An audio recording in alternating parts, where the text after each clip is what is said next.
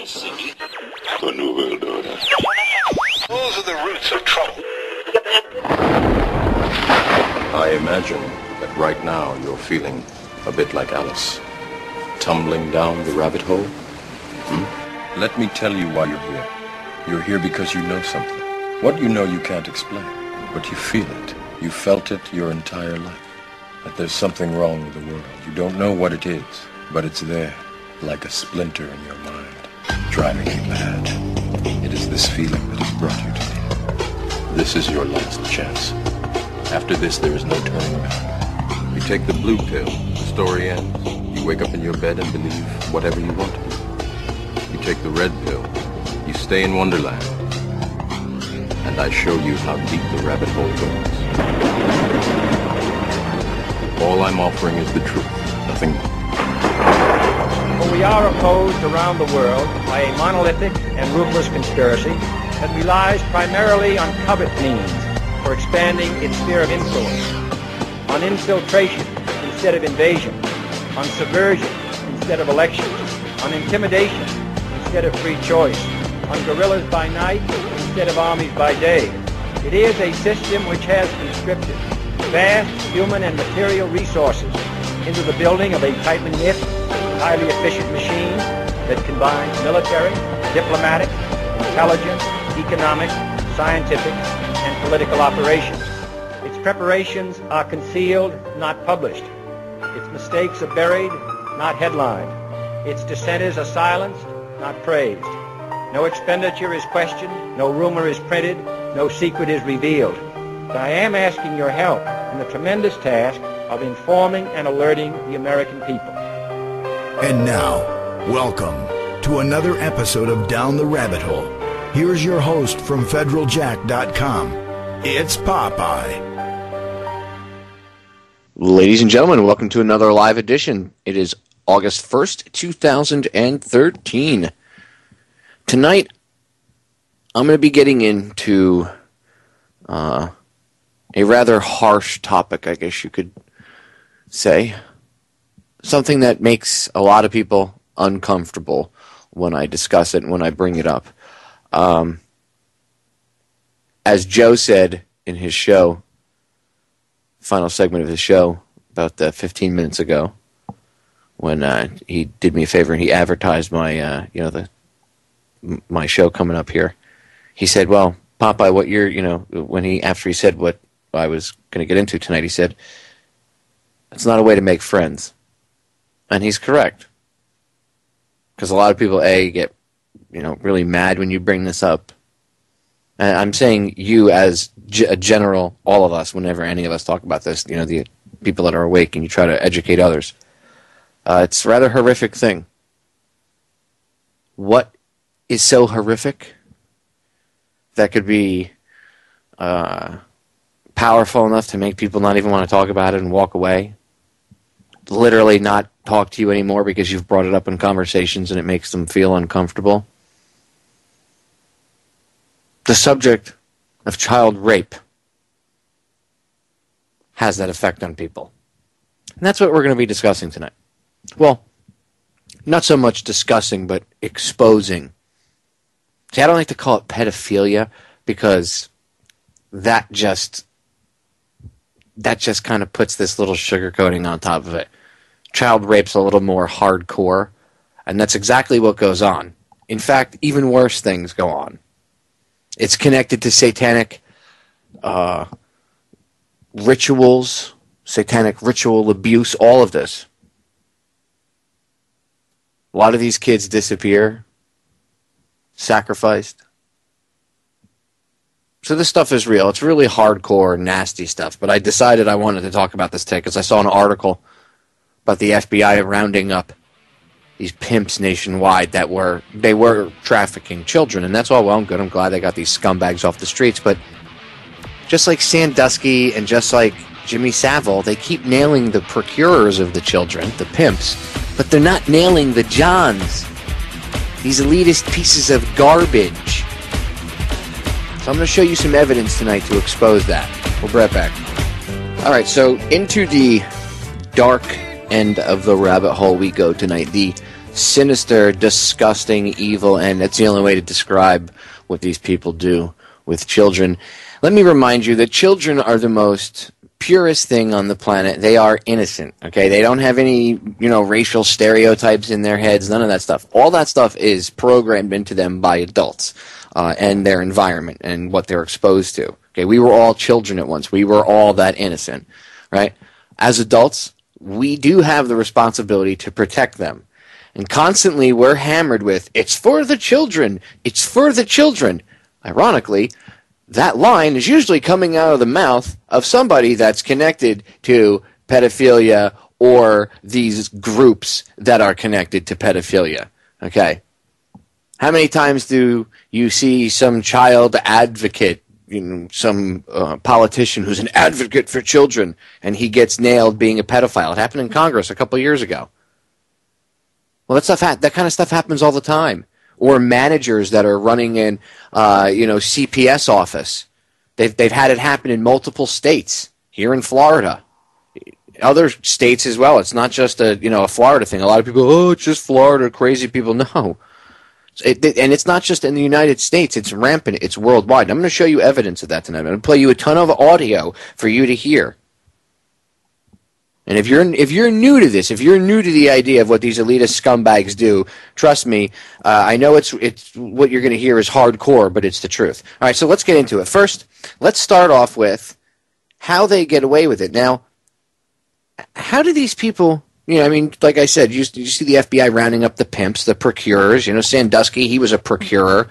See, they say he was a pedophile. They focus on that, but what they don't talk about is the fact, and it only came out a couple times in the beginning, that he was selling kids and getting kids for these uber-rich clients. And then that just went away, and it went that he was just a pedophile. So they focused on that, again, getting rid of the procurer, the pimp of the children, but not the people that are buying them, which are equally as sick, if not worse. Okay? Let's not forget that. So, how do they get away with it? Well, there was an interesting report that came out last year, and it was an interview this professor did from, and she's from an American university here, a university here in the States, and the video didn't state which one. She'll probably say it in the video because I can't remember. Anyway.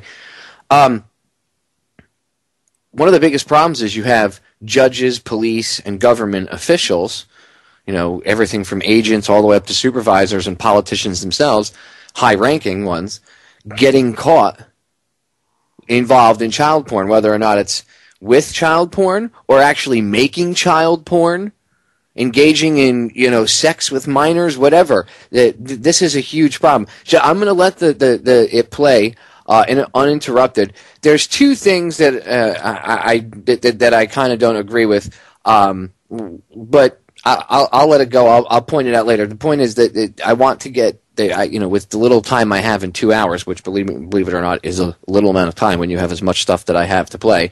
I got to try to fit it all in here. So first, I want to start off with this little clip here, and I promise you, this clip, when you hear how easy it is for these people to get away with it, and I know people go, oh, come on, Popeye, I know. No, wait till you hear some of the cases that have already happened. Like, this is rampant, and it's been going on, so it's not something that they don't know about. Okay? Check it out. This guest believes that the IRS could be a valuable tool in covering cases of human trafficking and child pornography within the U.S., and she points to the success of the whistleblower program that the IRS continues to run. Our guest... Now, see right there, that I kind of find hysterically funny because, with all the revelations, remember, this is from 2012, so revelations of whistleblowing, and whether the IRS, obviously they're not immune from anything as we've seen lately with those scandals, so... And I come on, we all know if any government agency is infected, they're all infected with these pedophiles. So I'm sure you'd have somebody in these rings in the IRS without a shadow of a doubt. So it wouldn't be, I don't think that would be effective, but I'll let the guest get into why she thinks that. Anyway, here's the audio. Lori Henderhan is a professor and lecturer at American University. She's in Washington. Lori, in terms of stories, it, for many people, does not get any more disturbing than this. And when we speak of half of the child pornography industry, half of all that occurring and being made in the United States, a lot of people would be shocked at that alone. Never mind federal employees engaged in this or government employees engaged in this kind of thing? Yeah, Jackie, hi. Thanks for having me on. I know it's a pretty steep learning curve for myself as well.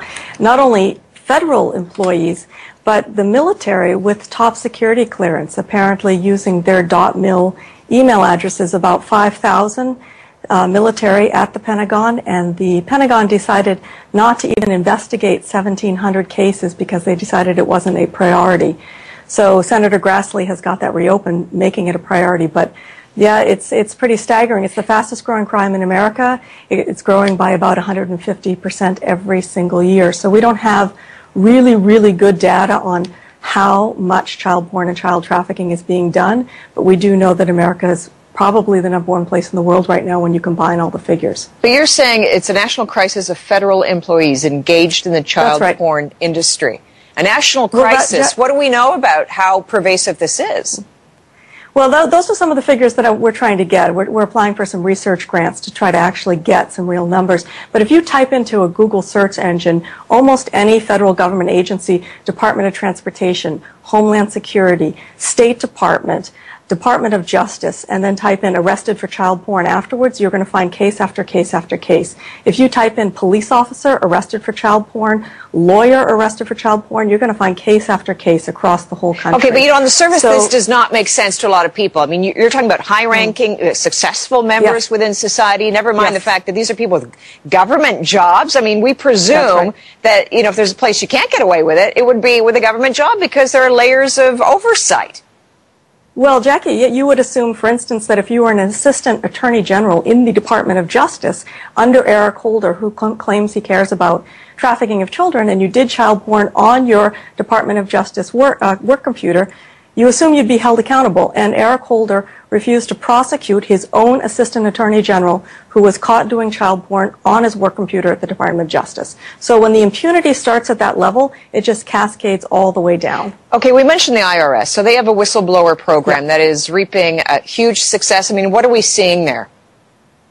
Well, the problem is it could be extremely successful, and this is what Senator Grassley and his staff have worked hard to say. This has to be successful. And this was one of the ideas that I came up with this big whistleblower case with the IRS Blue last week, where they decided to award $104 million to a prominent whistleblower. And so what I'm starting to see in Maine and Vermont particularly is that normally, if you see child porn or you see child trafficking or child sex abuse, you'd call the police and you'd assume that the police would protect the child, right? But when the police are involved in the child porn industry, the police aren't going to help you. So who do you call? So then when I saw this story about what the IRS did in Maine with this Danish health club in Kittery, Maine, the IRS is very interested in going after this because of the money laundering aspect. It's phenomenal. So are you saying police, judge, I mean, how pervasive is this? I mean, what I'm hearing from you is that at every level, and no one can get to the bottom of how big this is because everyone at every level is involved in it. How has this been working? You've got to explain more about that.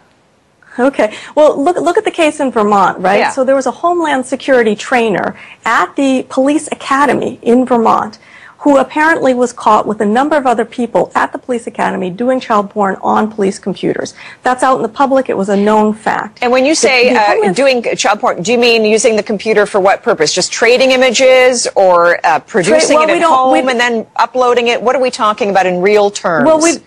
Well, great question, Jackie. We don't really know because so much of this is being covered up and hidden, but apparently the progression is sort of like an addiction to alcohol or drugs. So, you have to constantly drinking more and more alcohol to get the buzz or the feeling. So apparently it's the same.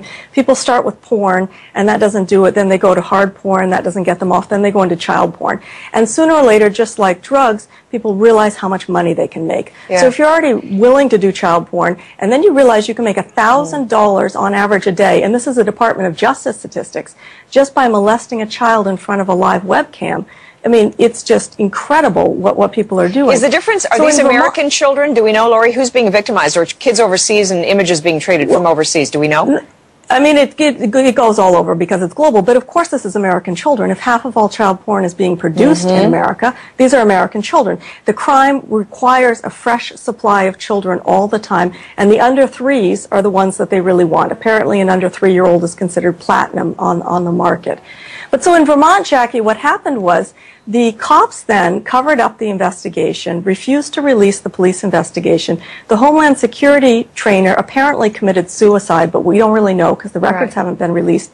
The Attorney General of Vermont decided that he wasn't going to prosecute anybody in the case because he said suddenly there was no more evidence. And then the Rutland Herald in Vermont, a little newspaper in Vermont, sued to get the police records. Okay. And the Vermont Supreme Court said, no, these police records will never be released, and the way that the decision reads, as I understand it, is that if the police are caught doing child porn, those records will be forever sealed. That is not in the best interest of Vermont's children. That is in the best interest of a pedophile ring in which police and judges are Lori, involved. it sounds like the wheels are in motion. We'll keep watching it. Lori Handrihan has been our guest. Thank She's you. with American University. Thanks. Incredible. Incredible. Unless you know that this stuff is actually going on. Honestly, even then, with the amount of knowledge that I have about all this horrific stuff that's going on, it's still, it's still once in a while, I guess when you look at it, it's just like, jeez. And, I mean, you can get numb to it. Soldiers, Marines, police, firefighters know what I'm talking about getting numb to bad things. When you see bad things, you kind of get numb so that you can deal with it. That way you don't have an emotional breakdown when you're doing the job. But I got to tell you, doing this research, even when you have that numbness protection, this is something that I don't care how much you know about it or look at it. It's absolutely disgusting. Just absolutely disgusting. And I'm not God, and I'm not perfect, but if I had my way, these people wouldn't even exist on the planet. It's abhorrent. It's absolutely disgusting.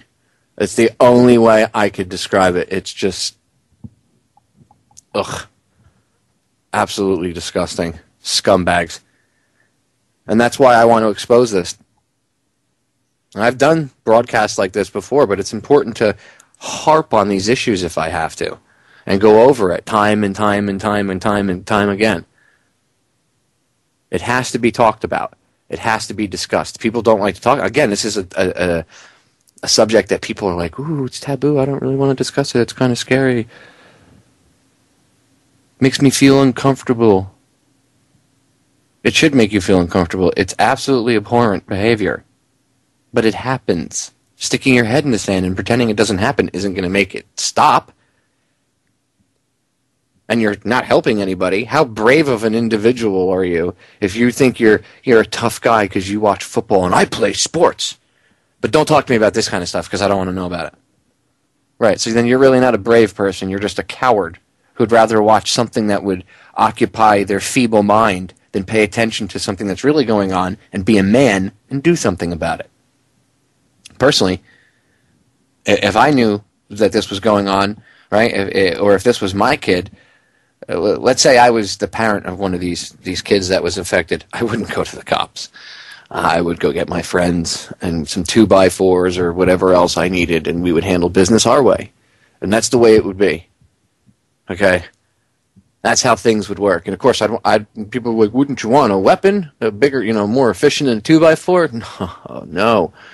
You want to make the guy suffer a little bit. You want to make that person understand what it's like to feel helpless, just like they made those children feel helpless. I know. Make it merciful. Well, like I said, I'm not perfect. I'd break some kneecaps, some joints, maybe a couple ankles, fingers, whatever. Anyway, it's a good question. What do you do when the police are in on it? Look up Holly Grieg. Look at that little girl's family's been through, and look what she's been through. We'll be right back. All right, we are back, ladies and gentlemen. The next piece of audio is going to take up this segment and a good portion, if not most, of the next. But it's important to get out there. Now, this is an interview, and I've played this, I think, once before, a very long time ago when I touched on the subject. Well, not very, very long time ago, but This is an interview from back in October of 2012. Red Ice Creations, they have their own show. It's a website. They have their own show called Red Ice Radio. Great broadcast, by the way. If you ever get a chance, go check out their archives. So, back in October of 2012, October 18th of 2012 to be precise, they had David Icke on, and they were talking about Jimmy Savile. And as I said, Jimmy Savile, again, was a procurer of children. And this is something that struck me right away. When they started bashing Savile, I noticed it was Sandusky, but I said something. But as soon as I saw Savile getting bashed, I was like, again, they go after the pimps, but not the Johns. Absolutely disgusting.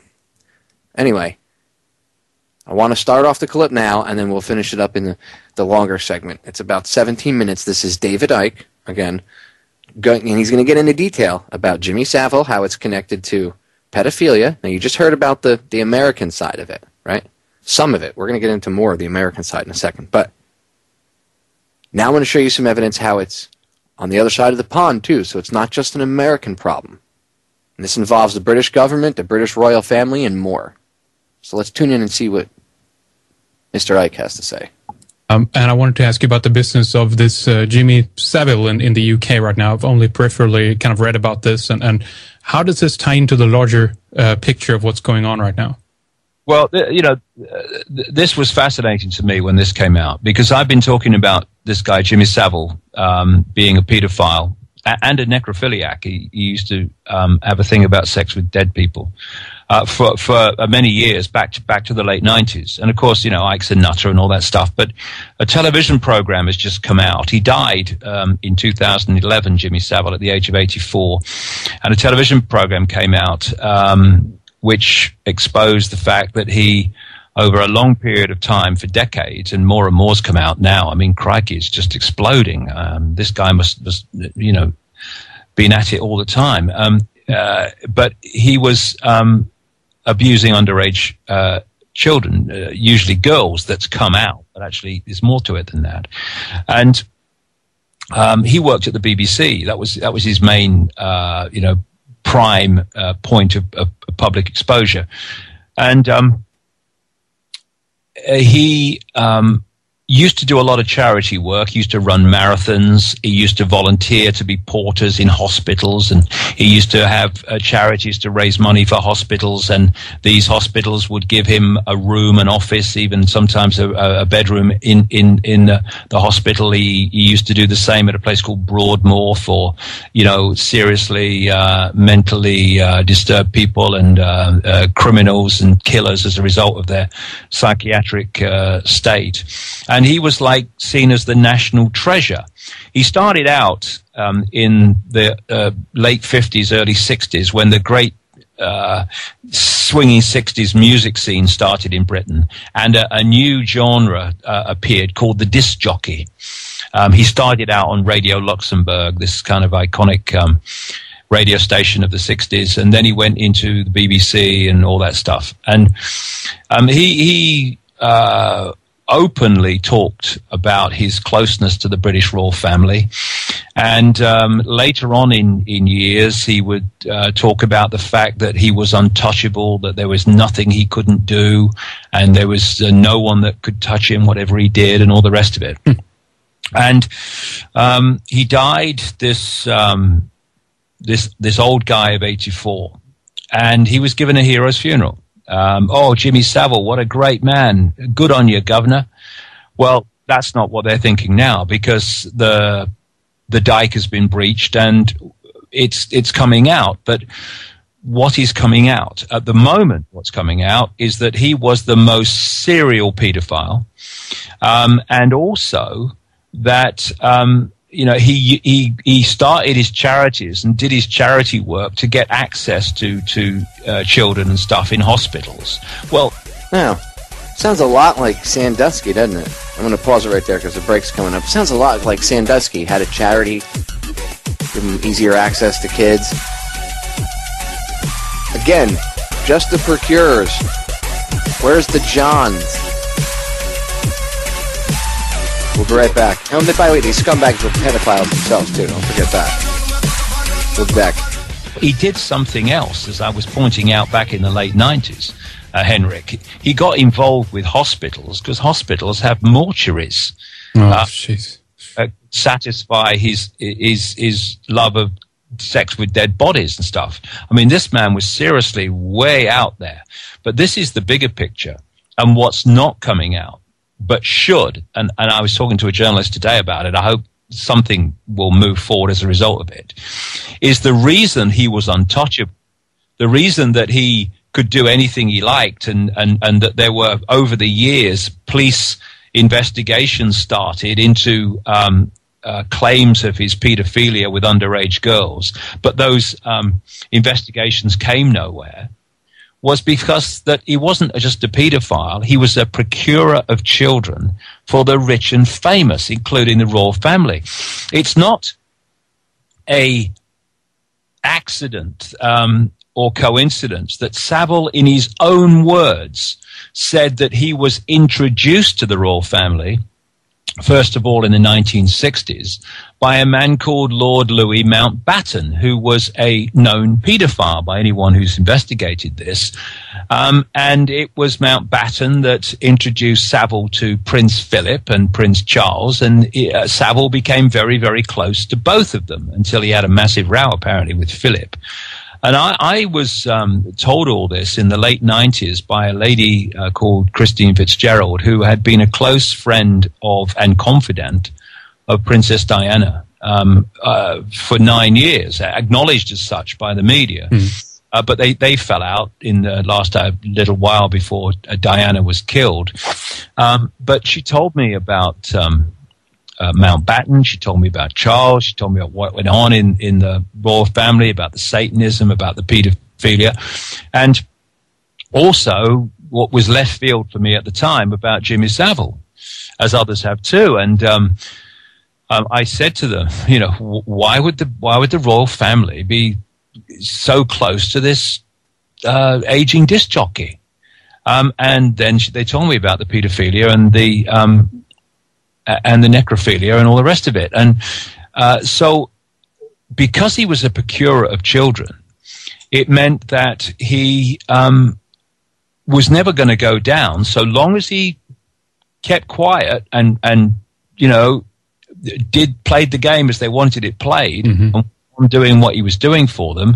He would never go down because their backs and his back are the same back, because if he goes to court and starts blubbing, then they're in trouble. So this is one of the reasons that this secrecy and protection is so powerful within these pedophile and satanic rings, Henrik. It's because all the backs are dependent upon other backs not being, you know, collared for this stuff. So they support each other. And if you've got your people in the judiciary, in the law, in politics, in social services, in law enforcement, police and stuff, then you have, and in coroner's offices and all the rest of it, then you have the ring in the places that can put the lid on something and stop the truth coming out. This man, Thomas Hamilton, who shot all the children at the Dunblane school in Scotland in 1996, he was a procurer of children. He was a paedophile himself, but he was a procurer of children for the rich and famous. And what happens is one of two things. If you're doing that and you're playing the game, as Savile was, keeping his mouth shut, he actually did an interview with Esquire magazine in which he actually said that one of the reasons that he was liked by the royal family is that he was able to work, quote, deep cover and do things which no one knew he was doing. And he said that the royal family were always asking him to Buckingham Palace and Kensington Palace, where Princess Diana lived after the breakup with Charles, to Highgrove, Charles's country estate, and all the rest of it. And he said, oh, they like the way that I have a laugh and my sense of humor. Well, I don't think that one of the most powerful families on earth are going to allow and invite so constantly, so regularly, a aging disc jockey into their inner sanctum just because he's a good laugh. And also, according to Savile, he was invited to have Christmas dinner with Margaret Thatcher many times over the years when she was Prime Minister. And now the stories are starting to appear about the fact that Savile was providing children for a guy called Ted Heath. Well, Ted Heath was in my books, The Biggest Secret. It came out in 1998. When I named him, 5-7 years before he died, he was still a politician, as not just a practicing Satanist and pedophile, but a serial child killer. And the passage in the book was read to him by a journalist as soon as after it came out in 1998, and nothing happened because I was spot on with that, because I don't cross the line to naming people like that unless I've got a lot of back research, and I'm absolutely sure I don't want to name people when it's not true. Sure. And Heath has been connected to the Jersey Children's Home. That story that broke some years ago, and then the genuine police investigation was blocked, just as the one in Belgium was with Mark Dutroux. That's right. Savile's connected to the same Jersey Children's Home. He denied through his lawyer when a newspaper mentioned some years ago, when the story broke about the Jersey home, that he had been there, and all. He denied he'd ever been there, and then pictures appeared of him with the kids. So all this stuff with Savile, I wrote an article at the weekend, and I called it Jimmy Savile, Doorway to the Cesspit, because he is. Because if you carry on researching through his own paedophilia, which is what the mainstream media in Britain are pretty much holding it at the moment, and you go into the procurement of children for the rich and famous that he was up to, then the questions the media are asking now is, how could he work at the BBC and he'd be abusing underage girls in BBC dressing rooms, and BBC people knew about it? How could he do this? How could he do that? How come he was never known? How come there wasn't an investigation? Well, once you take in or bring in he was procuring children for the rich and famous, then you know why none of that happened.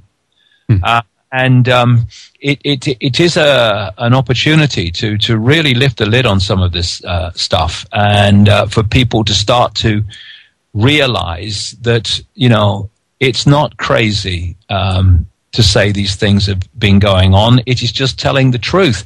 In fact, he has a nephew, Jimmy Savile, called Guy Marsden, who's now he's 59. I think he's 59, and he talked to a newspaper recently after the Jimmy Savile story broke, in which he told a story of him and his mates. He comes from Leeds in the north of England, this area where Savile comes from and lived. And he said they ran away from Leeds, got on I think it was a train to London, and ended up at King's Cross Station in London, which is a notorious place for paedophiles picking up kids who've run away from home. And he said they got to Euston Station, and they were picked up by this sleazy guy and taken to this grubby flat. He said about 4 days later, Jimmy Savile, his uncle, turns up at the flat, this grubby flat. And it turns out it's a coincidence. He doesn't know his nephew's there, because his nephew's not told anybody, hasn't told his parents or anything. But Savile's turned up, not because his nephew's there, but to meet the sleazy guy who picked him up at Euston Station. And when Savile saw his nephew, the nephew says in this interview, I thought I was in trouble because I'd run away from home and hadn't told my parents where I was. But no, he said what Jimmy Savile did, Uncle Jimmy, is he just took them to a better place. And it was the plush home of some pop music impresario, as he says, but he didn't name him. And this plush place and one or two others he was taken to with his mates were the venues for paedophile parties, when famous people in film, television, everything, entertainment, came and abused these kids, but never abused the kids from Leeds. They were left out of it, probably because of, it was Jimmy Savile's nephew. But Jimmy Savile, he said, would bring children to the parties, and he said sometimes he would come with a man dressed as a priest, which made them think that, hey, these kids are coming from children's homes, which is exactly right. First of all, you have these bloodlines which are genetically and for other reasons addicted to pedophilia. And then you need to satisfy that demand, shall we say, right. You people procuring children for those people. And the people procuring them need children to procure. And what they do, they target children's homes where the parents are not there to look after them. Often people in the ring are on the staff in the children's homes, sometimes in completely staffing children's homes, some of them. And thus, every now and again, you have these pedophile children's home scandals which break, the lid gets on them and people forget about it, and it carries on as before. And this is what's going on, ladies and gentlemen. Yeah. People are going about their lives and watching the game show and watching the, X Factor and all this stuff. This is what's happening in the world in the peripheral vision that you're not seeing. Yeah, and it's also after, of course, he's dead and buried that this comes out. This is at a time when he can't talk about it and potentially point any fingers that would implicate others that have been participating in these kinds of activities. How did this break, by the way? Who told was there a BBC documentary about this, you said? No, I said there's another story there, because we have a current affairs program on BBC. It goes out every weeknight, quite late, called Newsnight, and it looks at the stories of the day and the stories of the time in more depth than the news bulletins do. Yeah. And after his death in 2011, they began an investigation into the background to Jimmy Savile in terms of his pedophilia. And again, there is going to be a so-called independent investigation into this. People don't know why. The investigation at a late stage before broadcast was blocked and stopped from being made public. And one of the suggestions is it's because the BBC at that time had a series of programs all ready to go, eulogizing this wonderful man, Jimmy Savile, and all the great work he did and all the rest of it. And they didn't want to spoil that party. But whatever was the reason, it was suppressed. Yeah. What actually happened, it came out of nowhere, really, is that it was suddenly announced that this independent television documentary was going out to expose Jimmy Savile's pedophilia against underage girls who'd come forward. And there was a great friend, an associate of Jimmy Savile, called Jonathan King, who was a pop impresario, could well have been the one this nephew was talking about. And he went to jail a few years ago for pedophilia. And there was another guy, another friend of a close friend of Jimmy Savile, called Gary Glitter, a pop star, who also went to prison for pedophilia. But, Jimmy Savile was Teflon man and stayed out of the loop. And the person that the police investigator who put Jonathan King away was actually the man who did the investigation for the program and came up with the story that he did. But what happened with that is that it breached the dike.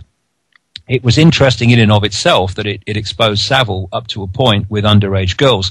But what has followed that, Henrik, is just an explosion of other people coming forward now with the confidence that they're going to be listened to at last. Right. About a week ago, I've not seen it since, but about a week ago, the police said they were up to 340 leads in the investigation into Savile's activities. Well, as I said at the time, think of any number you like, double it and multiply it, and then you'll get something like the number of victims of Savile over 50 years and more, 50, 60 years. Astonishing, isn't it, ladies and gentlemen? Horrifying and all true. We'll be right back. Don't go anywhere. We are back, ladies and gentlemen. For time purposes, coming in and out of the breaks, except for, when I would come back in the beginning of hour 2, I'm going to pick it up with the audio, coming back in from break, because I want to fit as much of the next audio clip as I can in before the end of the broadcast. Now, what would I have to play that I would want you to listen to, that I'd be willing to give up my entire broadcast for, the entire second hour and the end of hour one here for? Well, that would be the audio that I've run through filters to try to get rid of the hiss as much as I can of the film Conspiracy of Silence. It's a film that was tossed away, and all the copies were purchased by the Secret Service before it could be aired for the masses. And somebody mysteriously got an unknown individual wanted the information to get out. They got a VHS copy of it, and they fixed it as best they could. And I forgot who the original person that got the copy of it was, but it was put up on the internet for everybody to see. And then it is now all over YouTube. It's all over people's video channels, as well it should be. Anyway, if you want to know about information, and this isn't that you heard the news clip I talked about how this stuff is rampant here in the United States. This goes back over 20 years. This involves Bush Sr., the Reagan administration. Let's listen. Now remember, the original tape, the VHS tape that this was on, was destroyed. And the original version that's on that you can get on the internet is really bad. It's the audio wise, even somewhat video. So I ran it through filters to clean up the hiss and everything, and the fuzziness and the hum in the background as best as I could, and I got most of it out. So I know the audio is sometimes a little. It's much better and much easier to hear now, but I know sometimes it sounds a little crappy. But remember, this is over 20 years old, and it's beat up. Really bad. So, again, we're lucky we even have this. So anyway, I digress. Here we go, The Conspiracy of Silence. Once one of America's top Republicans, Lawrence King is serving a 15-year prison sentence for a multi-million-dollar fraud. But financial crime is only half the story. This is the true story of Lawrence King. It is the story of a cancer at the heart of America and of its continuing cover-up at the highest level. One man is attempting to uncover the full story. John DeCamp is among the most highly decorated Vietnam veterans. A former Republican state senator in Lincoln, Nebraska, he is now a lawyer fighting the legacy of Lawrence King's abuse of power. It's a web of intrigue that starts in our Holy of Holies, Boys Town, Nebraska, one of the most respected institutions in the United States, and spreads out like a spider web to Washington, D.C., right up to the steps of the nation's capital, the steps of the White House, involves some of the most respected and powerful and richest businessmen in this United States of America. And the centerpiece of the entire web is the use of children for sex and drug dealing and drug couriers, the compromising of politicians, the compromising of businessmen, but worst of all, the corruption of key institutions of government that have the duty and responsibility to make sure these things never happen. For John DeCamp, the trail starts in a unique town just outside Omaha. World-famed Boys Town is in the news again. Made famous by an Oscar-winning film, Boys Town is America's favorite children's charity. It was founded in 1917 by a Catholic priest, Father Flanagan. Father Flanagan. The saddest spectacle in our social life is the neglected, unwanted, and unloved boy who has become a serious problem in our society. Boys Town was started to be a home for orphans. It was after World War I. And since then, society has changed, and the problems of boys have changed. And so now, it's a question of taking care of homeless, abandoned, neglected, abused boys, and now girls also. Boys Town has been granted the privileges of an incorporated town, a Catholic diocese, and a school district for 500 children. Boys Town has cash reserves of $500 million, but still raises up to $35 million annually, solicited from the public by begging letters and promotional videos. I'm Father Val Peters, the caretaker of Father Flanagan Stream and executive director of Boys Town. Does Boys Town really exist, people ask me? You bet it does. Located in the heartland of America, Boys Town youth have come from many backgrounds and locales. As they graduate, they shall seek new adventures and head for different places. But always, they shall carry with them the spirit of Boys Town. If you'd like to help Boys Town, send your tax-deductible gift to Father Val Peter, Boys Town, Nebraska, 68010. Yeah, I wouldn't send them anything. I'm going to pause it right there. When we come back in 59 quick, short seconds, I'll bring it back in and we'll get right back to the audio. Do not go anywhere. Conspiracy is silence. It goes deep. Stay tuned. Ladies and gentlemen, we are back with hour number 2 here on tonight's live edition of Down the Rabbit Hole. It is August 1st, 2013. I am your host, Popeye from FederalJack.com. Tonight I am discussing the evil, vile, disgusting thing that is pedophilia, or as I would prefer to call it, child rape, because we should not sugarcoat it and just call it what the evil, nasty, disgusting thing that it is. Anyway, trying to get as much audio as I can for you here in hour number 2. Let's get back to Conspiracy of Silence right here in the first short, quick segment. Here we go. Conspiracy of Silence, the Franklin scandal. Boys Town, for me, was the first thing I ever heard of when you think of institutions that you respect. Believe it or not, I was there for a while when I was a young boy. When an institution like that gets contaminated, then you better, if you got any decency at all, do something about it, or at least get it cleared up. John DeCamp lays the blame for the contamination of Boys Town on the one-time leader of the National Black Republican Council, Larry King. Larry King was the fastest rising black star in the entire Republican Party of the United States during all of the 1980s. And he was also one of the most evil individuals in this country in terms of being a dealer of children, in terms of being a thief, 40 million that they documented he stole, and in terms of using and compromising and corrupting one after another politicians. The base for his network was the Franklin Federal Credit Union, a people's bank in Omaha, Nebraska.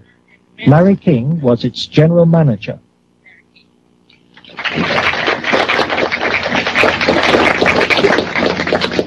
Thank you. This is especially an exciting day for me. Mr. King was a very charismatic person. When he came to the credit union, he was brought in because the credit union was actually failing.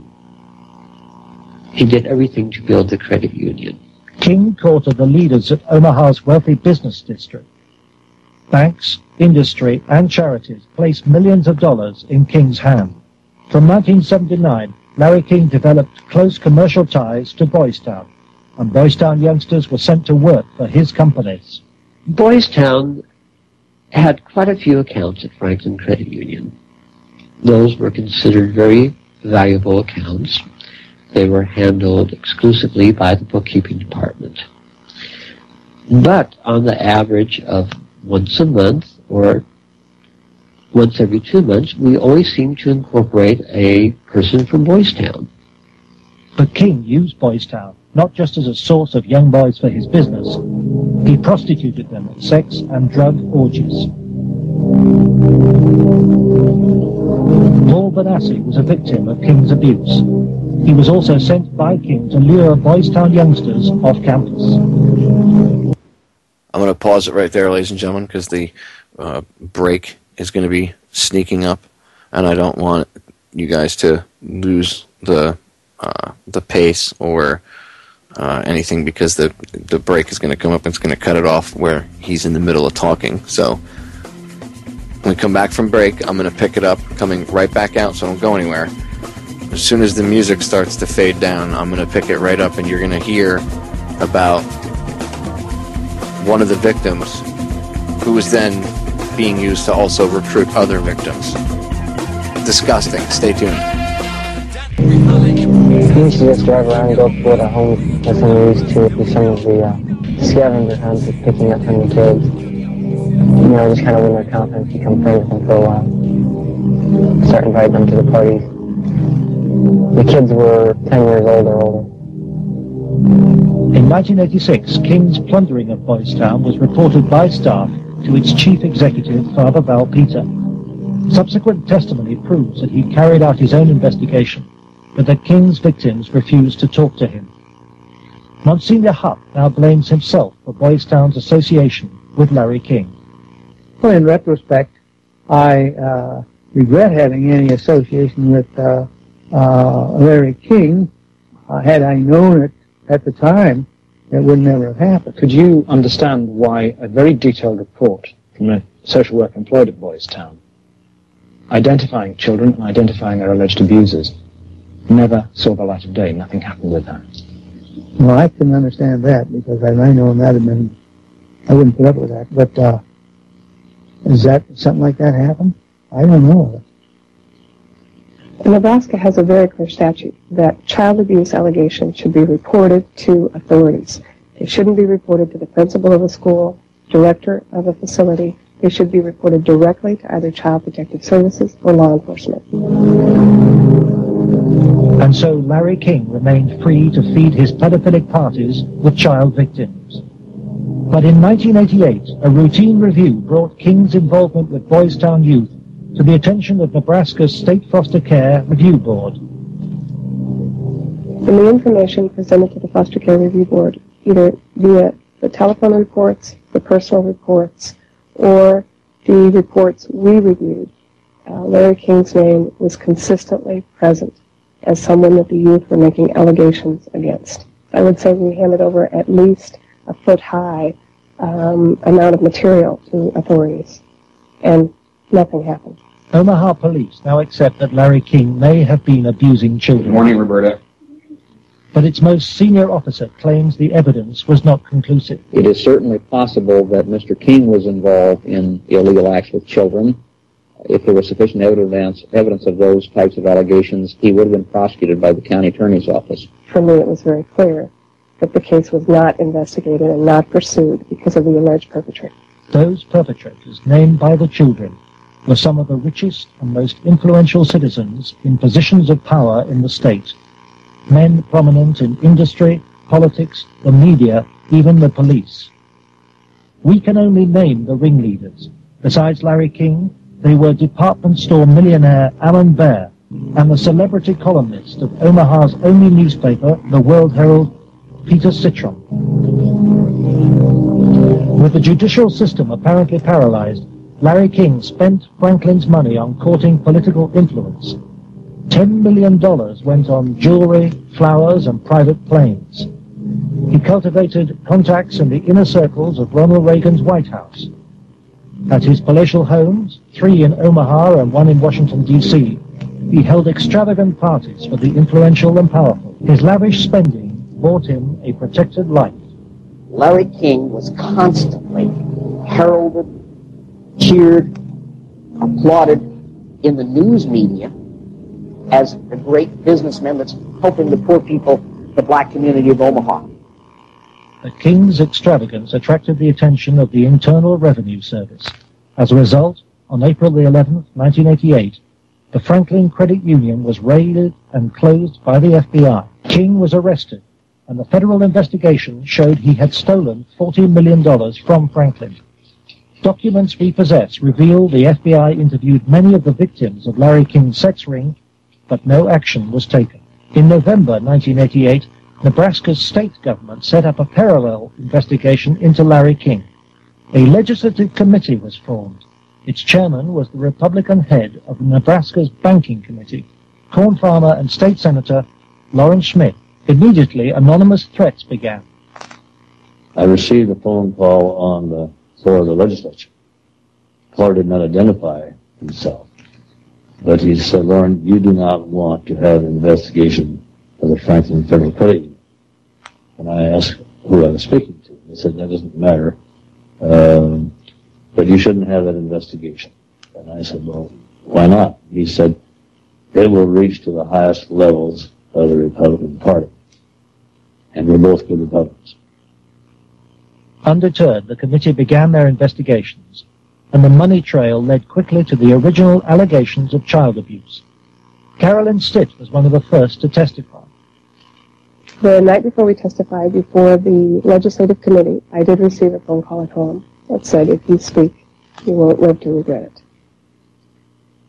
To protect the inquiry, Schmidt's committee hired special legal counsel and full-time professional investigators Gary Caradori and Karen Ormiston. I said, we do not want you to bring to the committee rumors, innuendos, nothing that cannot be backed up with facts. I said, bring to the committee that which we can take to a prosecutor. The investigators found new victims of King's pedophile network, many on the streets of Omaha. The picture they built up was of a large ring of rich and powerful pedophiles.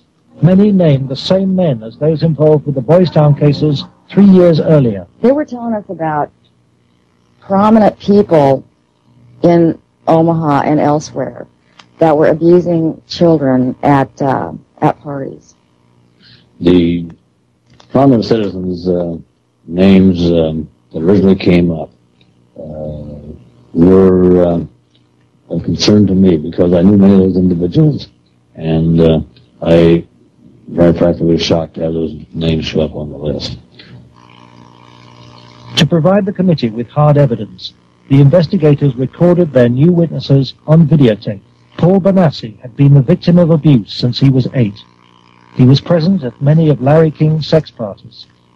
Caradori traced him to the county jail.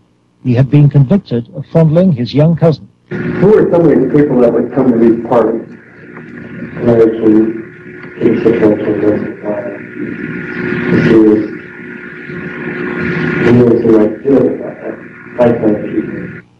Media personality Peter Citron procured some of his victims from Boys Town. The kids he liked were mainly around the age of probably about 8 and 13. It was mainly fondling and oral sex with them. He did have some anal sex, but he usually did that with the older kids. The parties involved ever more sadistic abuse. Whenever you were tied up, was there anybody else present other than you, Peter Citron? Yes. Who was that? Millionaire Alan Baer hosted parties for a large number of sadistic pedophiles. Paul Bonassi suffered at their hands. You okay?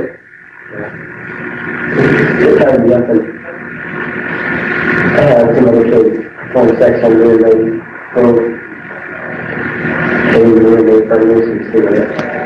Okay. Please take a deep breath now.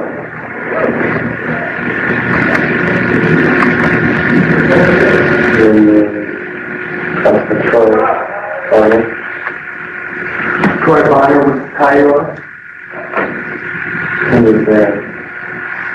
Troy Bonner was found by the investigators and his videotape testimony taken under oath. I was shocked when I walked in. There was a kid, I would say about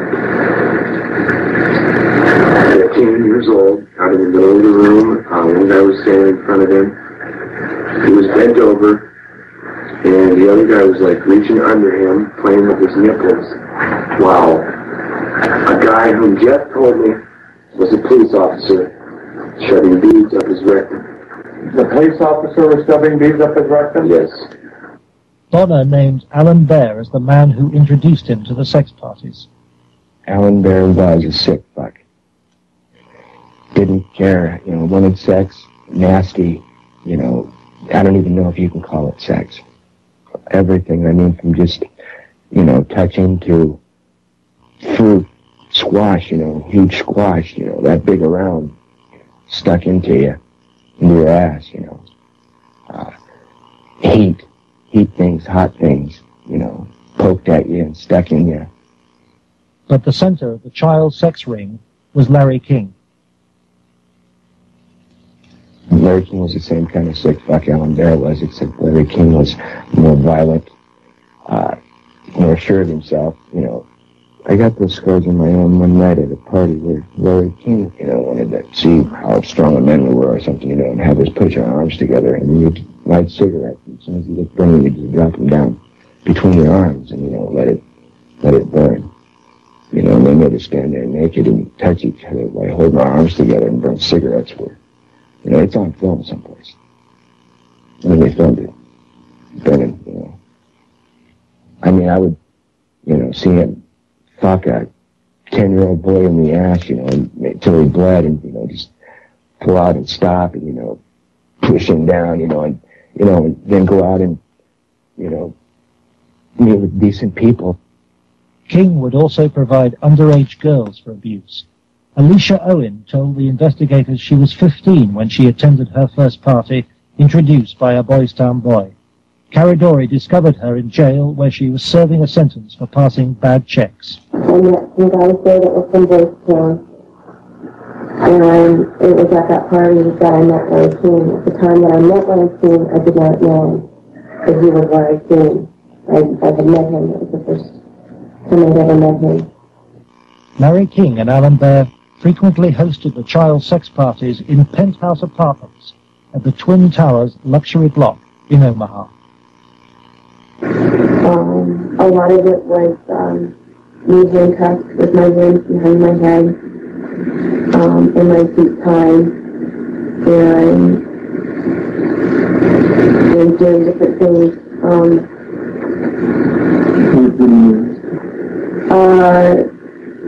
Sometimes a big guy straddling over my face. Okay. Most of the time, Larry King took pictures quite a bit during that time. I know it's difficult. I don't know. Okay. I mean, I think I could say no. Okay. But I don't know. Okay. And Alicia, you're a victim. And at a young age, let's go off camera for a minute. We were appalled. Appalled. I don't even know if it comes across on the video, the way it came across to us in person. It was incredible. It's incredible what these kids went through, I think.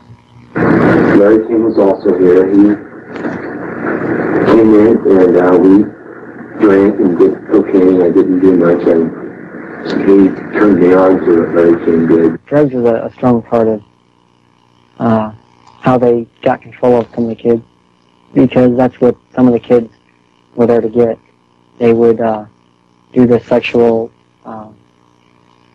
acts and then be provided with cocaine or whatever type of drug they wanted. Heroin, I don't know, but that was my drug of choice. Till this day, I remain an addict. And those of us that didn't like to be involved and didn't want to be involved were threatened. Yes, and who would do these threatening remarks? Larry King. Did Larry King personally do? And I think he did. And they threatened, that I can go find somebody that will kill you, and it will kill your family. He didn't tell anybody. Larry King was, I would say, the center of transporting the children around the country. The airplanes were usually in his name, at least in his name. They were paid for by Larry King. I'm going to pause it right there, ladies and gentlemen, because the break's coming up again. When we come back in from break, as soon as the music fades down, I'm going to pick it up right where we're leaving off. So stay tuned. Do not go anywhere. You don't want to miss a second of this. King was, I would say, the center of transporting the children around the country. The airplanes were usually in his name, at least in his name. They were paid for by Larry King. We met them in Pasadena. Met who in Pasadena? We met Larry King was there. There was 3 boys that I had seen at one of the receptions at the French Consulate were there, and I was positive they were both son boys. Almost positive. They were there. Graduates from Boys Town or not present? I think they were present because they were young. How would they get away so long? I have no idea. Okay. Boys Town came up frequently during the investigation, but we found it very difficult to get information about Boys Town. I was not able to find any information on my visit there, and Mr. Caradori could not get information either. Boys Town today remains unwilling to discuss its involvement with Larry King. We were banned from filming at Boys Town, and its public affairs officer refused any interviews. I would have to give you a flat no. I'm just going to tell you at this point that we will not participate with you. We have no interest in talking to you folks. It's something that we don't even care to delve into. By the spring of 1990, the Nebraska State Committee was convinced by the evidence of an organized child abuse ring. Its chairman, Lawrence Schmidt, sought the advice of his lawyer, John DeCamp. On his advice, Schmidt turned over all the sworn evidence to the FBI. But immediately, the videotape testimony was leaked to a hostile local media. The media immediately started discrediting the witnesses. They were, the witnesses came across in the media, in the Omaha World Herald, especially, as the criminals. The last 3 victim witnesses were demolished by the press, particularly the Omaha World Herald. The paper never looked for information that would support any of the allegations. The whole purpose of the stories was to destroy any credibility that these youth may have. I've heard that people said that Gary Caradori coached me and that he told me what to say, but the fact was I didn't meet Gary Caradori until way after I'd already talked to the Omaha police about the abuse and had named all the same people. Paul Benassi maintains that neither the FBI nor the Omaha police took his allegations seriously. And they didn't ask me very much about Larry King or even Alan Bear at all. They treated the allegations that I made about the people who abused me almost like a joke. The stories were of such significance that the investigators first wanted to prove the accuracy of the stories. As they set about the investigation of the 3, initially 3 and then a 4th person who were telling the stories, as the investigation developed, it became obvious to the investigators that the information was not accurate, but in fact it was an entire conspiracy of allegations, none of which had any truth to them. I was very disappointed with the way the FBI and law enforcement treated the victims. They, in fact, turned them into the offenders, so to speak. And instead of taking the evidence that was delivered to them by the victims and interrogating the persons whom the victims identified, they seemed to bear down and try to get the victims to change their story. It seemed to the investigators that the establishment of Omaha was closing ranks. Then Troy Bonner was brought in for questioning by the FBI. The FBI's attitude was, just no, these kind of things don't happen. From the first interview when I went, and realized they don't believe the fucking thing I'm saying, they were just appalled, but I realized what that look in their eye was back then. It was fear. It was fear that, I had witnessed, firsthand things that would, destroy this city. People, position, what I mean? It's not going to be believed, they said. It will not be believed. You will be found guilty of perjury. They weren't telling me maybe. They were saying, there's no way. You go on with this story, you're going to jail. That was said to me direct. Troy Bonner. I'm going to pause it right there. Threatening witnesses, victims. Interesting. Where have we seen that before? Must be a cover-up. Stay tuned. Troy Bonner agreed to withdraw his videotape testimony. The FBI used Troy in an attempt to persuade fellow witness Alicia Owen into abandoning her evidence about Larry King's nationwide network of powerful pedophiles. We have obtained the recording of the phone call made by the FBI on March the 9th, 1990. It is significant evidence for John DeCamp. This is Special Agent Michael F. Mott. Following will be a consensually recorded telephone call between Troy Bonner and Alicia Owen. Hello. Hi. Hey, what's going on? I'd like to ask you that. Talk to me. No, you talk to me. I don't understand why you're lying. Why are you lying? What are you talking about? That's what I'm asking you. You're calling me why I'm lying? Yeah. You can talk to this whole thing, Alicia. You're full of shit. Either tell me what's going on. You're full of shit. Hey, look. Who do you have listening on the line? I have nobody listening to me. I'm listening to you, and I'm hoping you give me some fucking answers. I'll be honest with you. I don't know what kind of game you're playing. I'm not trying to play a game. I'm not going to go to jail for you. And that's what's going to happen. Why would you go to jail? Jail for telling the truth? No, jail for lying. What have you lied about? I haven't lied. Okay, but why are... Listen, shut up.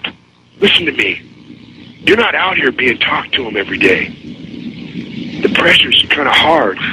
Literally have to have bricks for brains to take on the FBI in this country. And that's exactly what you have to do this properly. They now, in my opinion, in my investigation, are the architects of the cover-up. We asked the FBI in Omaha for an interview about its investigation of the Franklin scandal. Larry Holmquist for the FBI here. We feel it would be inappropriate for us to comment. We've worked this with the Omaha Police Department. We just don't feel it would be appropriate for us to make comments.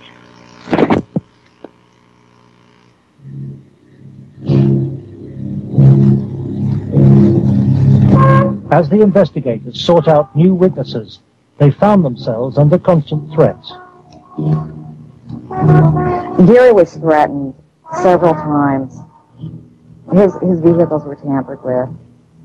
I would think whoever tampered with them, it was a scare tactic because it was so obvious that they were being tampered with. Gary got there was one piece of evidence I know he got that he even said he got one step ahead of him this time. He told us about this book. It was like addresses, telephone numbers, names. He said if they knew he had it, they'd kill him. On July the 11th, 1990, Gary Caradori and his 8-year-old son, AJ, were flying home from Chicago in his light aircraft. They had watched the All-Star baseball game, and Caradori had been pursuing new leads. Investigators from the National Transportation Safety Board are in Harold Cameron's cornfield, trying to determine what caused this private plane to crash, killing its 2 occupants. The bodies of Gary Caradori and 8-year-old AJ were found in the wreckage. National Transportation Safety Board investigators say wreckage from the crash is apparently strewn over a 3/4 to 1 mile long stretch in this field. The fact that the wreckage is scattered over a large area certainly demonstrates that it did break up in flight. The exact mechanism of breakup yet is still unknown. The federal investigation was never able to discover what tore the plane apart. There are things missing from the plane. His briefcase is missing. I think the plane was sabotaged. There's no doubt in my mind. Within 24 hours of the tragedy, all Caradori's records were impounded by the FBI. Gary's widow, Sandy, is still unable to come to terms with her loss. As a mother, I don't want to ever think that somebody murdered my child, let alone my husband. But I think if you'd ever talk to any parent, be it mother or father, who's ever lost a child, I mean, the worst thing that you can think of is that somebody was going to murder a child. I really feel that somebody killed my brother. And inside me, I know somebody killed my brother. If somebody could help us out somewhere. Somebody knows something. And may God help those who did that to him and his family. The effect of Gary's crash on the investigation, I think, in effect, put an end to anybody else coming forward. There are many victims. We knew of more. There are more. They're still out there. They're afraid to come forward. That's when I was finished, because I figured out if they murdered Gary and his son, there was nothing that would stop them. There's no piece of paper. There was nothing we could come up with that was going to get anything done.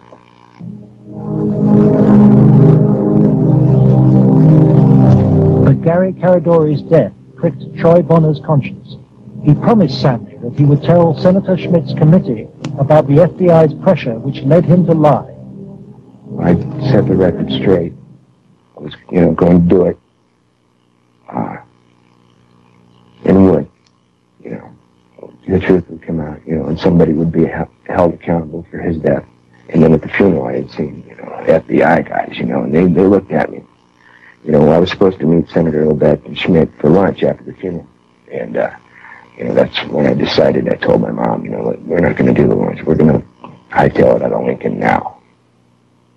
Troy Bonner claims that pressure from the FBI and, with the assistance of a county attorney's office in Omaha, led him to swear a new statement claiming that he and Alicia Owen had concocted the entire child abuse story. He told this story to a grand jury formed to bring any charges. On July the 23rd, 1990, the grand jury issued a bizarre and contradictory report. It indicted Larry King for fraud and embezzlement and ruled that he had paid young men for sex, but dismissed allegations about his sex ring. It indicted Alan Baer for the serious offense of pandering for sex, but rejected evidence linking him to King or to Citron, whom it noted had been convicted of separate child molestation charges. It accepted that Troy, Alicia, and Paul Benassi had been abused, but not by the people they identified. And for refusing to withdraw her evidence, it charged Alicia Owen with perjury. Lawrence Schmidt's legislative committee issued a report denouncing the grand jury. Schmidt acknowledges that the system failed both the victims and him. I had, I think, the distinguished record as anyone could put together in 24 years. I was told that would be curtailed, and it was. I was told I'd have financial problems, and I did. The message was not lost on most politicians in Nebraska. I think the message was delivered was if any legislative committee ever tries to conduct a thorough investigation again, the same thing will happen. It has shaken my faith in the institutions of government. I used to be a firm believer that the system would work, and that people who did things wrong would be punished. And we discovered victims who claimed to have been abused and who the grand jury acknowledged had been abused. But they did not try to find out who had abused those individuals. Instead, they convicted Alicia Owen of perjury. Indefensible from my point of view.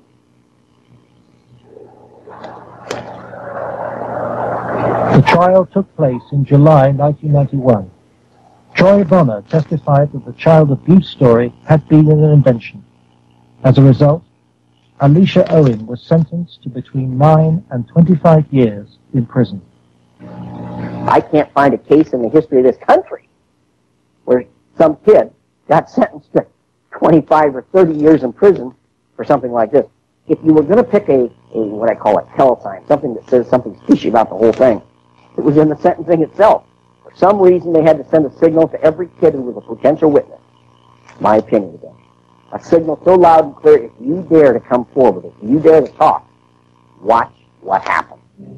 Alan Baer was fined $500 after pleading no contest to a reduced charge of aiding and abetting prostitution. Peter Citron served 2 years of a 3 to 8 year sentence. Thanks to Troy Bonner's lies, Larry King never faced child sex charges. For the $40 million fraud, he was given a 15-year sentence, 10 years less than Alicia Owen. I feel really sick. I should be taken out and shot for doing that. And if that was to happen, I would go with it. John DeCamp, former state senator and Vietnam veteran, is now the only man fighting to help Larry King's victims. He is the lawyer trying to overturn Alicia Owen's conviction and to expose the cover-up. I live in Nebraska. Hell, I was born here, raised here. I have 4 kids growing up here. Like it or not, it's my heritage, you know? Well, if it's a dirty cesspool that I got to live in or look back on that I left, that ain't good. The real cost, if I were going to say to my family, has been the fear and intimidation it's put in some of the kids. A couple of the kids are really, really frightened and really had some sleeping problems over it, you know, hear this or that. So that's been the real concern I've had.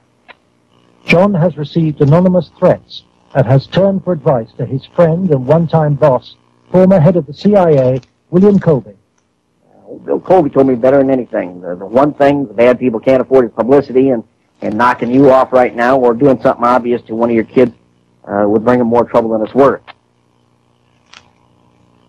I said, you have to consider the possibility of some danger to not only your reputation, but to your person. I mean, people do react rather violently to some kinds of charges, or particularly if they're true, there's more apt to be a negative reaction than if they're false.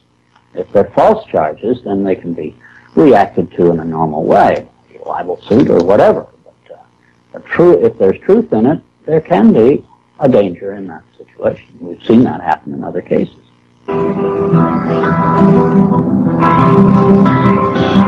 John arranges to meet Troy Bonner, the young man he sees as the key to the cover-up. He's in great danger. The reason is he carries the secret, so to speak.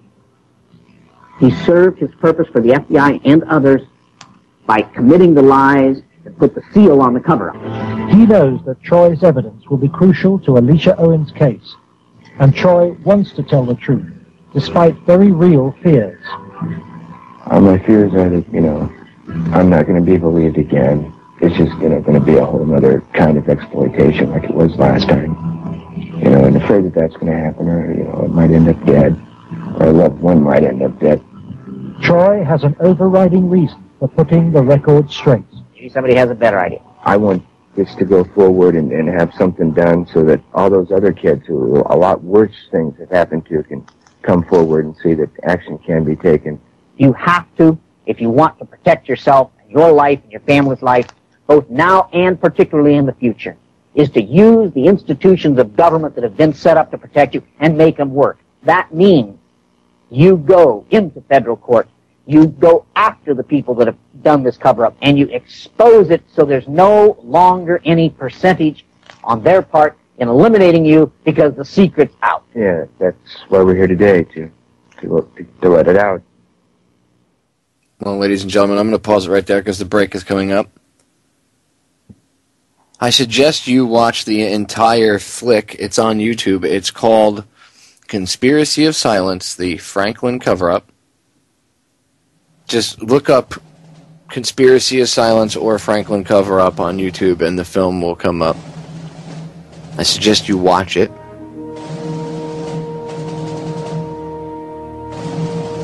If you didn't know about it, I'm sure it just blew your mind just playing the audio. And there's 2 books about it. The Franklin Scandal and the Franklin Cover-Up. Go look them up. We'll be right back. All right, ladies and gentlemen, final segment. Again, go check out The Conspiracy of Silence, Franklin Cover-Up. One of the reasons why it had to be covered up is because it was connected to politicians going all the way into the White House. And, well, you just can't have that. And to bounce back across the pond for 38 quick, short seconds, let's go back in time to 2012 yet again. This time, by the way, from the same month, around October, same month that you heard that interview with David Icke earlier. Let's hear from MP Tom Watson on the floor of Parliament. BBC News, I guess they were covering it live and at the time, and somebody was recording it, and they grabbed it, and they cut this section out, and I've had this. Again, this goes back to October of 2012. Let's listen to MP Tom Watson talking about how people connected in government all the way up to the British Prime Minister's office. Dun, dun, dun. Shocking. Of course, I'm being sarcastic. Anyway, listen. Thank you, Mr. Speaker. The evidence file used to convict paedophile Peter Wrighton, if it still exists, contains clear intelligence of a widespread paedophile ring. One of its members boasts of his links to a senior aide of a former Prime Minister, who says he could smuggle indecent images of children from abroad. The leads were not followed up, but if the files still exist, I want to ensure that the Metropolitan Police secure the evidence, re-examine it, and investigate clear intelligence suggesting a powerful paedophile network linked to Parliament and Number 10. Number 10, he's referring to Number 10 Downing Street. That's like the White House of the UK. That's where the British Prime Minister is. Okay. Well, he's talking to David Cameron. This is a British MP saying, look, you have this huge, massive worldwide pedophile ring that's connected to members of Parliament, or at least this, it's part of this worldwide pedophile ring, I should say. But he was referring to this pedophile ring in, at least inside the UK, and it involves high-ranking members of the British Parliament and people at Number 10 Downing Street. Ladies and gentlemen, this is a worldwide thing. Okay, and this is real. Why did I air this tonight? Why did I want to talk about this tonight? Why did I want to play this audio for you as evidence, like ripping a huge scab off of a wound? Because this is something that actually needs to be discussed, because this is something that's not discussed. This is something that's like Satanism and the worship of Satan, and the fact that they actually do human sacrifice and rituals and stuff. People don't want to talk about that either. It's one of the taboo subjects that a lot of people just don't like to talk about. Even in the so-called alternative media, it's one of those things that makes people really uncomfortable. And again, I don't like the term pedophile. Maybe for the lower-ranking individuals, I guess you could say, for the lower ones. But these people, what they do is child rape, child murder, human sacrifice. It's absolutely disgusting. Absolutely abhorrent. But the only way that we can actually move on and understand that this is the reality is to look at the evidence with open eyes and be mature about it, not go, ooh, it's scary and it's icky, I don't want to look at it. You know what? Yeah, you're right. It's absolutely abhorrent, disgusting, despicable behavior, and the people that partake in it should be removed from the planet without any question. I'm sure most people would probably wholeheartedly concur. Okay? But we have to admit that it's a problem and not stick our heads in the sand and go, oh, no, this doesn't happen. Doctors and lawyers don't partake in this. Yes, they do. Doctors, lawyers, policemen, judges, high-ranking politicians all the way up to the White House, all the way up into 10 Downing Street, all the way up into whatever governmental structure you have in your country. And it's linked to the Satanism. It's linked to these secret societies. There's a lot more to this. That's why, again, you notice they only go after the procurers of the children, Sandusky. Savile's dead, so now they can tarnish him. It doesn't matter. He's not here to defend himself. The pimps that you see the FBI rounding up. But I'm not saying that they're not bad people and they shouldn't be rounded up. No, those pimps are scumbags, and they should all have their fingers broken one by one really slowly by the women that they pimped off. Okay? Or their families. But let's not forget about the people that wanted them.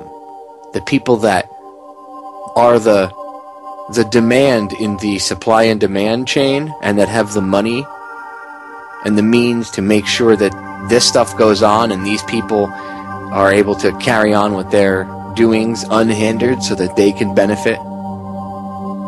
Those are the real evil bastards, and those are the people that are in charge. The powers that shouldn't be. It's unfortunate, but it's true, ladies and gentlemen. It's a dark subject, but it needs to be exposed. With that, I'm out of time. There's a ton more work out there on this. Other radio show hosts, authors. Just look it up. Look this stuff up. Do your research. You'll see when I've said in the past few minutes here and the audio you've heard. It's all true. I know it's horrible, but it's true. All right. I'll see you again tomorrow, ladies and gentlemen. Until then, I love you all. I'm out of here.